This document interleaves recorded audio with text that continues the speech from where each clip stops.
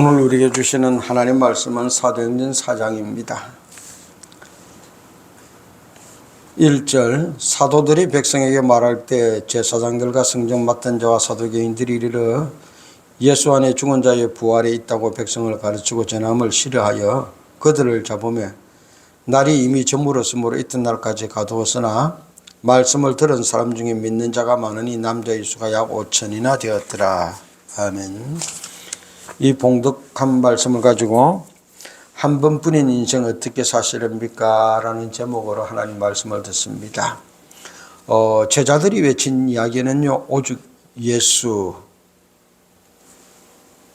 이 사도들은 그렇게 외쳤습니다. 그리고 지금 우리나라의 젊은이들은 윤어게인이라고 외치면서 살아가고 있습니다. 작년 12월 3일 날 대통령이 비상계엄을 선포하고 그리고 4월 4일 대통령의 파면이 되어지고 4월 11일 지난 주중입니다. 이제 사저로 돌아갔습니다. 일단락되는 것 같았습니다. 그런데요, 이번에는 자유대학이라는 그런 소속의 젊은 학생들이 간저에 있을 때에는 이태원역에서 그 간저까지 계속해서 저녁마다 수천 수만 명이 행진을 하면서 윤어게인을 외치더니 사제로 돌아가고 나서는 어제는 비가 오는 데서도 서초역에서 강남역까지 수만 명이 모여서 윤어게인 반국가 세력은 이 땅을 떠나라 라고 외치고 있습니다. 윤 대통령이 구속당하는 날 서부지법에서 많은 젊은이들이 잡혀 갇혔습니다. 저도 대학 때 운동권 데모도 했는데요. 내가 대학 다닐 때 같았으면 살벌했습니다. 백골단도 있고 막 잡아가고 그랬지만요. 그때 보면은 그 정도 사건이면은 훈방 조치하거나 불구속 상태에서 재판을 받아요. 그런데 이번에는 다 구속시켜 버렸습니다. 지금은 민노총은 데모하면은요, 그보다 더한 짓을 해도 잡아가지 않거든요. 근데 우파의 젊은이들은 도망갈 염려도 없고 그럼에도 불구하고 구속하고 지금도 구치소에 잡혀 있습니다. 윤어게인을 외치는 젊은이들을 보면은요, 걱정이 됩니다. 저러다가 잡혀가는 거 아닌가? 언론에서 별로 보도도 안 해주고 또 달갑게 그렇게 평가도 안 하는 것 같아요. 그런데 젊은이들이 내가 깜짝 놀랐는데요, 이 몸이 죽어서 나라가 산다면은 자기 한 목숨 내어놓겠다라고 말을 합니다. 윤석열 대통령은 선관위의 선거 부정 의혹을 해소하고 친북 친중 가르텔 이 반국가 세력을 일거에 척결하겠다. 그래서 자유 대한민국을 짓기 위해서 비상계엄을 했다라고 말합니다. 젊은이들은 그래서 이 비상계엄을 통해서 자기들이 비로소 깨달았다. 계몽령이라고 말합니다. 우리나라의 반국가 세력이 얼마나 많이 자리를 잡고 있는지, 어쩌고 우리나라가 이 지금까지 되었는지 비상계엄을 통해서 비로소 깨달았다는 겁니다. 지금까지는 내 먹고 사는 것, 내 미래, 내 사는 것 막 그게 있다가 나라가 이렇게 되는 줄 몰랐다는 겁니다. 그러면서 많은 사람들이 만약에 민주당의 이재명이 정권을 잡으면은 이번 6.3 대선이 우리나라가 자유민주국가 체계에서 치르는 마지막 선거가 될 것이다라고 그렇게 말을 합니다. 그리고 실제로 4월 2일 날 있었던 지방선거에서도 또 선거 부정이 있었다 막 그렇게 주장합니다. 당일 선거는 국민의힘 후보가 다 이겼대요. 그런데 사전선거에서는요, 아산 같은 경우에는요, 민주당은 70%가 넘었고 국민의힘은 20% 정도밖에. 이게 수치상으로 학적으로 보면은 일어날 수 없는 일들이 사전투표를 위해서 일어났다는 겁니다. 그러니까 엊그제는 선관위에서 선거 부정 없습니다. 우리가 잘합니다. 그러면서 선거관리 시스템 시연을 했습니다. 그런데 오히려요, 거기서 얼마든지 부정할 수 있다는 것이 더 드러나 버렸습니다. 봉인지를 떼었는데요, 분명히 선관위 홈페이지는 봉인지를 떼면은 자국이 남는다라고 생생하게 그렇게 홍보를 하고 있는데 아무 자국도 안 남는 겁니다. 그러니까 선관위 그 홍보 영상에서 이제 그것도 영상도 빼버렸어요. 그러니까 떼고 누가 몇 표를 더 넣은지 알 수 없다는 겁니다. 근데 백성들이 그걸 다 봤거든요. 그래서 묻습니다. 사전투표 누가 몇 명 했는지 체크하느냐? 체크 안 한다는 겁니다. 그러면서 하는 말이 당신들이 체크하셔요. 일반 백성들에게 그 숫자 셀 그런 권한을 준 것도 아니고 그렇게 숫자를 세었다고 인정해 줄 것도 아니면서 그렇게 얼토당토 없는 말을 하는데 듣기가 찬 거는요. 사전투표 끝나자마자 몇 명이 투표했습니다. 몇 프로가 투표했습니다. 그 통계는 어떻게 나오는지 일일이 세지도 않았는데 정확하게 하려면은 각 투표소에서 몇 명이 사전투표를 했는지 그걸 전부 다 집계를 해가지고 발표를 했는데 끝나자마자 그렇게 발표가 지금까지 되어 왔다는 겁니다. 대통령이 파면됐어요. 그런데 젊은이들은요, 더 모여서 변함없이 윤의견을 외치고 있습니다.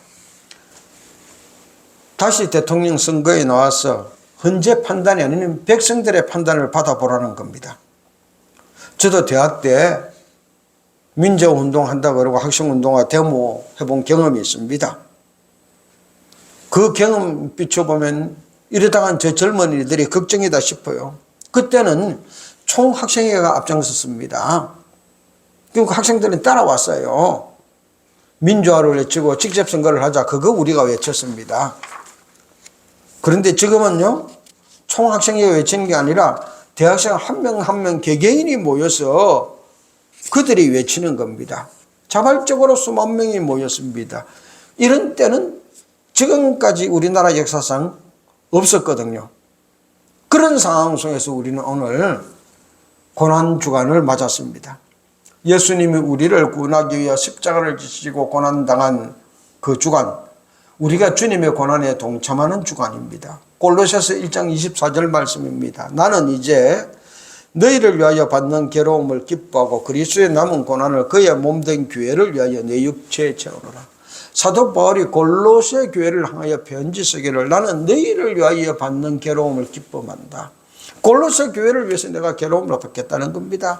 그리스도의 남은 고난이 있다면 내가 너희들을 구원하기 위하여 교회를 위하여 내 육체에 채운다라고 말합니다.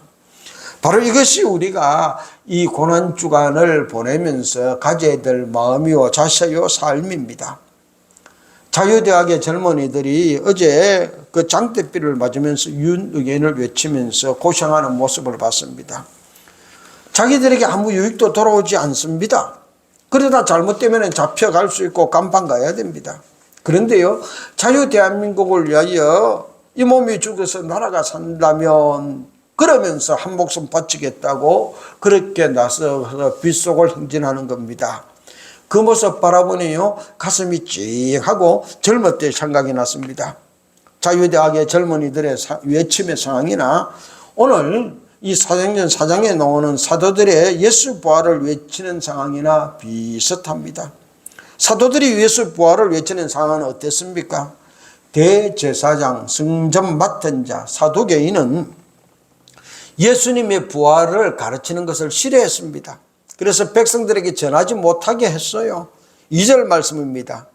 예수 안에 죽은 자의 부활이 있다고 백성을 가르치고 전함을 싫어하여 대제사장과 서기관들, 이 성전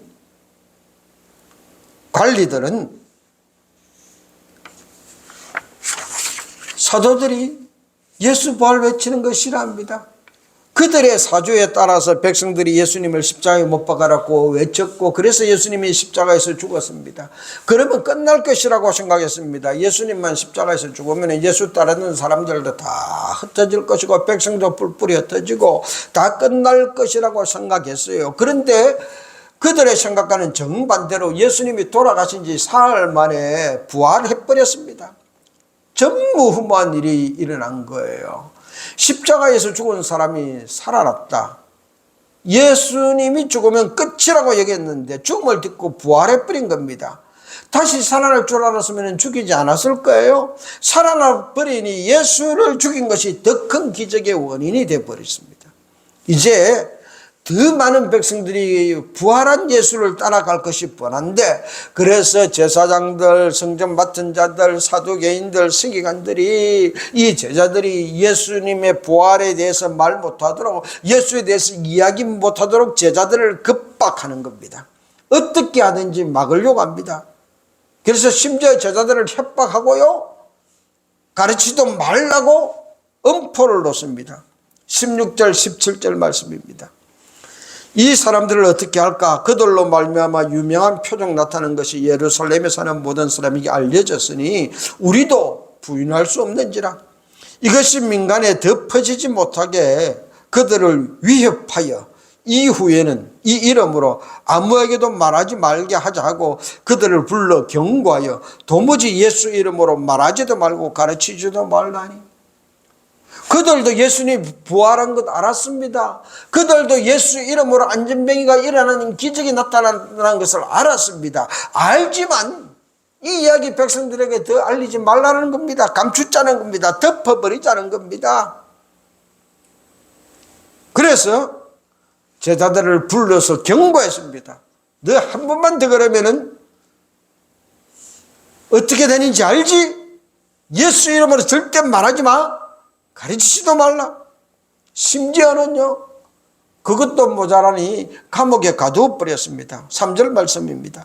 그들을 잡으면 날이 이미 저물어서 이튿날까지 가두었으니 예수님의 부활에 관하여 외치면 외칠수록 제자들에게 돌아오는 것은 가혹한 형벌입니다. 박해와 고난뿐입니다. 그럼에도 불구하고 제자들은 백성들 앞에 서서 예수님이 부활했다, 다시 살아났다 외칩니다. 멈추지 않았습니다. 이 제자들이 누굽니까? 예수님이 붙잡힐 때는요, 그러면 나 살려라고 다 도망가 버린 그런 사람들입니다. 부활하신 예수님을 만났습니다. 그럼에도 불구하고 나 고기 잡으러 갈래, 옛날 직업 차려서 살래, 그리고 가버린 사람들입니다.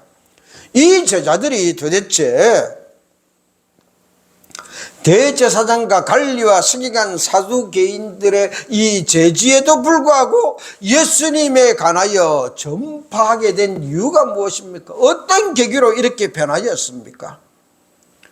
예수님의 부활을 외치는 사도들이 받는 이 고난의 모습, 사도들이 박해와 고난을 받으면서도 오직 예수 부활을 외치는 그 이유에 대해서 오늘 성경은 우리에게 말씀해 주고 계십니다.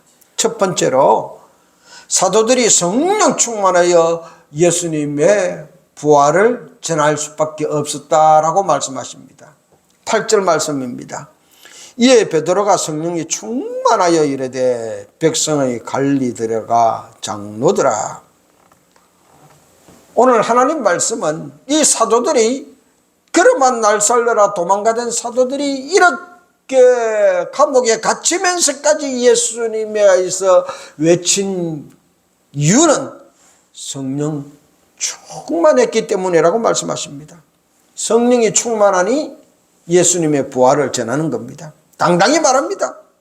너희가 십자가에 못 박아 죽인 예수를 하나님이 살렸어서 우리의 주와 그리스도가 되게 해주셨다. 너희들은 예수님을 죽였지만 하나님은 다시 살려서서 온 인류의 구세주로 삼으셨다. 제자들이 성령 충만하니 담대히 외치는 겁니다. 예수님이 붙잡을 때는요, 야 큰일 났다, 이러다가 나도 잡혀가겠다, 그러면 날 살려라 도망가던 제자들입니다. 그렇습니다. 사람이요, 내가 살아야지, 자기 살 궁리하면은요, 힘들고 어려워지면은요 피하고 도망가 버립니다. 자기 살려고 하는데, 자기 잘 살려고 하는데 구태여 힘들고 어려운 일을 왜 하겠어요? 피합니다. 자기에게 유익이 되지 않으면요, 손해가 오면은 그렇게 달아나는 겁니다. 제자들도 마찬가지였습니다. 그런 제자들이 성령 충만하니 자기 살 궁리를 안 하는 겁니다. 목숨 내어놓고 예수님 부활을 전하는 겁니다. 사도들의 삶의 변화, 결정적인 차이는요, 도망갈 때는 자기 살 궁리했고 지금 예수 부활을 갖다가 잡히면서 박해받으면서 급박당하면서 감옥 갇히면서 전하는 이유는요, 성령 충만해졌기 때문입니다. 성령 충만하니 하나님이 예수님을 다시 살리셔서 구세주로 삼아주셨다 전파하는 거예요. 사랑하는 성도 여러분, 지금 나는 무엇으로 충만합니까? 한번 잘 살아보겠다는 이 생각으로 충만합니까? 내 계획으로? 내 삶을 무엇이 붙잡고 있습니까? 내 생각, 내 계획, 돈 벌어야지, 출세해야지, 평안해야지, 건강해야지. 요즘 같으면은요, 내가 대통령 돼야지. 우리나라에 그런 사람들 지금 많잖아요. 그럼 예수를 믿는 우리는 지금 무엇이 나를 붙잡고 있습니까? 성령 충만입니다. 성령님이 나를 붙잡아야 되어집니다. 우리가 성령 충만하면 어떤 상황에서도 주님을 전하게 되어집니다. 내 목숨 아까워하지 않고 하나님이 나를 이 땅에 관한 목적과 계획을 따라 살게 되어집니다. 이 땅에 태어난 사람 중에요, 단 한 사람도 하나님이 맡긴 일 없이 그냥 온 사람 아무도 없습니다. 다 하나님이 맡겨준 일, 그 일 감당하려고 이 땅에 태어난 것입니다. 예수 믿는 이유가 무엇입니까? 예수 믿고 그 일 발견하고 하나님이 나를 이 땅에 하는 목적과 계획 따라서 살기 위하여 우리가 예수를 믿고, 그러기 위해서 우리가 성령 충만하기를 원하는 겁니다. 내가 잘 살아야지 생각하면은 예수 믿다가도 힘들고 어려면 제자들처럼 도망가 버립니다. 그러나 성령 충만해지면은요, 감옥에 잡힐지라도 하나님이 나를 당하는 목적에 그 일을 하겠습니다 그러면서 살게 되어지는 겁니다. 가장 먼저는 성령 충만입니다. 성령 충만하면은 사도들처럼 전파하게 되어집니다. 두 번째로, 사도들이 보고 들은 증인이기 때문에 말하지 않을 수 없어서 지금 전파한다고 말합니다. 20절 말씀입니다. 우리는 보고 들은 것을 말하지 아니할 수 없다. 사도들이 말하는 겁니다. 우리가 봤다는 겁니다. 우리가 들었다는 겁니다. 예수님 고난당하는 것도 봤습니다. 예수님이 부활하는 것도 봤습니다. 내 눈으로 봤는데, 내 귀로 들었는데 어떻게 이 사실을 말하지 않을 수 있느냐? 내가 보았기 때문에 말한다는 겁니다. 자기가 직접 본 것은요, 확실합니다. 사도행전 1장 8절 말씀입니다. 오직 성령이 너희에게 임하시면 너희가 권능을 받고 예루살렘과 온 유대와 사마리아 땅끝까지 이르러 내 증인이 되리라. 예수님도 분명히 말씀했습니다. 나는 간다. 그러나 성령이 임하면 너희들이 권능을 받고 예루살렘, 유대, 사마리아 땅끝까지 가서 내 증인, 나를 증거하는 사람들이 될 것이다라는 것입니다. 그 말대로 사도들이 성령 충만해지니 자기들이 본 사실을 그대로 증거하는 증인이 되어서 예수님의 이야기를 지금 하고 있는 겁니다. 대제사장, 사두개인들, 성전 맡은 자들이 엄포를 놓음에도 불구하고 본 것을 말하지 않을 수 없다는 겁니다. 자유대학에 많은 젊은이들이, 그리고 강화문에 많은 사람들이 모여서 외치고 있습니다. 윤 어게인, 반국가 세력 척결, 부정선거 척결. 그들은요, 윤석열 대통령이 재임할 때 그렇게 믿고 총하고 따르고 외치고 그러지 않았습니다. 우리나라의 최고 권력의 위치에 있을 때 그렇게 막 박수치고 따라줬으면 얼마나 좋을까요? 그러지 않았어요. 비상계엄 선포하고 감옥에 갇히고, 그리고 탄핵 심판받고, 이 탄핵이 인용되어지고 파면되었습니다. 아무런 권력도 지금 힘도 없습니다. 그런데요, 그렇게 외치다가는 잡혀가서 고초당하기 이 십상인데, 그럼에도 불구하고 수만 명이 모여서 그렇게 외치고 있습니다. 이유가 무엇입니까? 윤석열 대통령의 비상계엄을 인하여 우리나라가 어떤 현실에 처해 있는지 알았다는 겁니다. 윤석열 대통령 탄핵 심판 과정에서 헌법재판에 있어서 얼마나 불의한 재판을 하고 있는지 보았다는 겁니다. 서부법원에서 영장을 발부하고 윤석열 대통령을 체포하는 과정이 얼마나 많은 불법을 저지르고 있는지 자기들이 눈으로 보고 알았다는 거예요. 보잘것없는 범죄자들도 그렇게 불법으로 체포하지 않는데 일국의 대통령을 그렇게 불법으로 체포해 가는데 나 같은 평범한 사람이야 내가 무슨 문제 있으면 오죽하겠냐. 헌재에서 그렇게 파면하는데 나 같은 사람에게는 정말로 법을 바로 지켜주겠느냐. 법치가 무너졌다. 그러면서 이 사람들이 지금 외치고 있는 겁니다. 자기들의 눈으로 보고 자기들의 귀로 들으면은요 달라집니다. 자기 유익을 위하여 살지 않겠다 결단하면은 못할 게 없어지는 겁니다. 그래서 젊은이들이 수만 명이 모여서 거리에 뛰쳐나와서 외칩니다. 이 몸이 죽어 나라가 산다면 이 한 목숨 바치겠다 그럽니다. 누가 그들을 막겠습니까? 우리는 이런 때 누구를 봅니까? 예수님을 바라봅시다. 하나님이 나를 이 땅에 보는 목적과 계획을 바라봅시다. 그러면 우리도 예수님을 그렇게 외치는 자가 되어질 것입니다. 세 번째로 사도들은 모든 일을 보고 계시는 하나님 앞에 서 있다는 신앙으로 예수님의 부활을 외쳤습니다. 코람데오 하나님 앞이라는 겁니다. 19절 말씀입니다. 베드로와 요한이 대답하여 이르되 하나님 앞에서. 베드로 말이에요. 내 모든 삶에 하나님이 계신다. 지금 내가 말하고 있는 이 자리에도 하나님이 계신다. 하나님 보고 계시는데 내가 지금 무슨 말을 하겠느냐. 내가 지금 당신들하고 말하지만 실제 이 자리에는 나하고 당신들만 있는 것이 아니라 하나님도 같이 있는 거다. 그러니 나는 지금 하나님 앞에서 이 말을 하는 거다. 우리들의 눈에 보이는 이것만 바라보지 말고 지금 나와 계시는 하나님 이 앞에서 하나님이 보고 계시는데 내가 무슨 다른 말을 하겠나. 예수 이야기를 왜 안 하겠냐는 겁니다. 천하 만물을 창조하시고 운영하시는 하나님이 지금 우리 앞에 있습니다. 우리와 함께 있습니다. 우리의 삶을 보고 계십니다. 나를 이 땅에 보내신 그 하나님께서 하나님의 계획과 목적대로 나를 이끌어 가시려고 내 삶을 주관하시려고 나의 순간순간을 바라보고 계십니다. 그래서 우리는 부활하신 주님과 함께 살아야 되는 겁니다. 이 말하는 것이 나의 유익을 위하여 나의 편의를 위하여 하는 것이 아니라 하나님 앞에 계시니 하나님이 나에게 맡겨준 사명이니 내가 해야 할 일이니 내가 이 이야기를 한다는 것이 베드로 사도의 말입니다.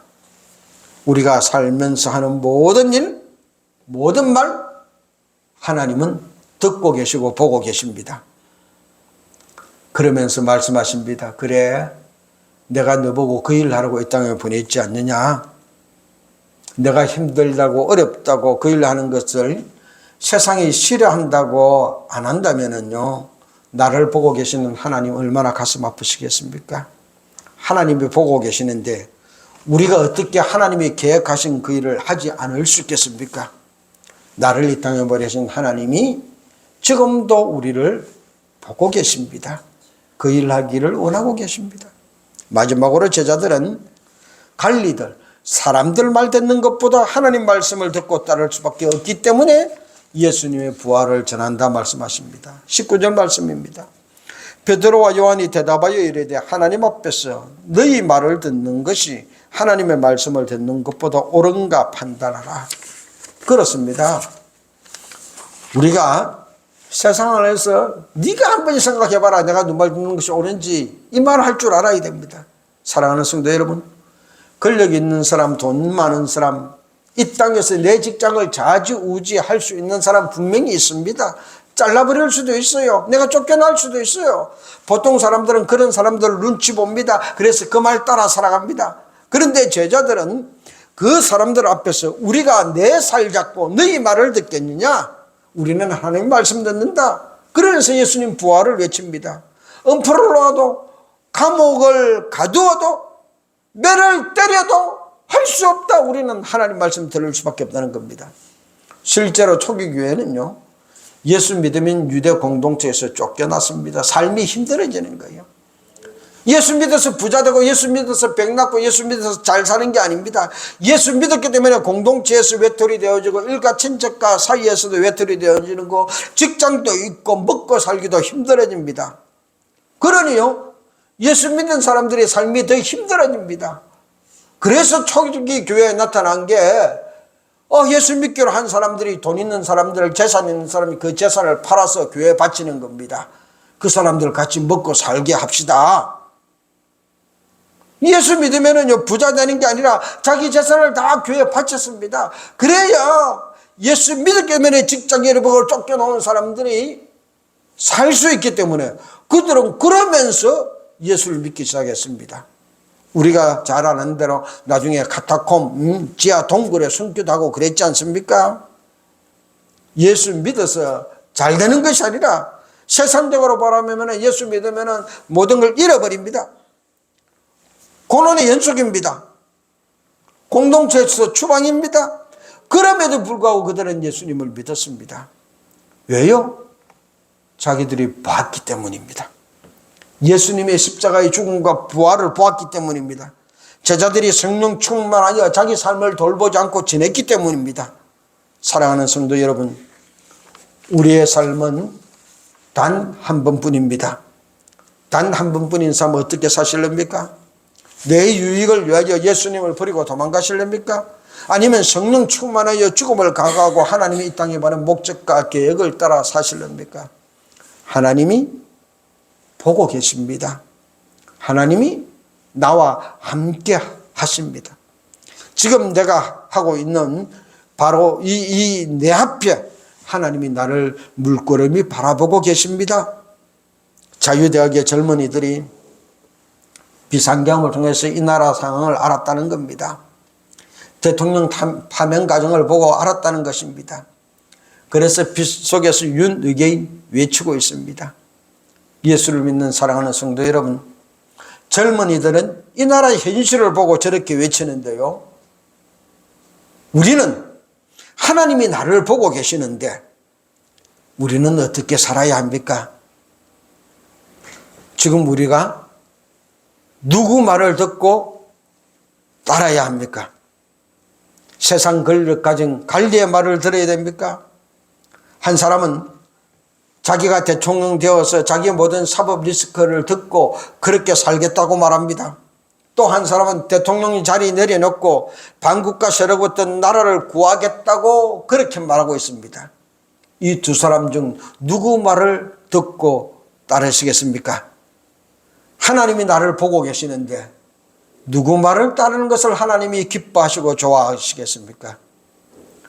예수 믿는 우리가 정말로 예수를 믿는다면, 하나님이 보낸 목적과 계획대로 산다면은요, 자기가 대통령 되어서 자기 사법 리스크를 덮을 사람 말 듣지 않고 대통령 자리 내려놓고 이 나라 민족을 살리겠다는 사람 말 들어야 되는 것은 자명한 것입니다. 빛 속에서 젊은이들이 저렇게 외치는데 예수 믿는 우리가 어떻게 사시렵니까?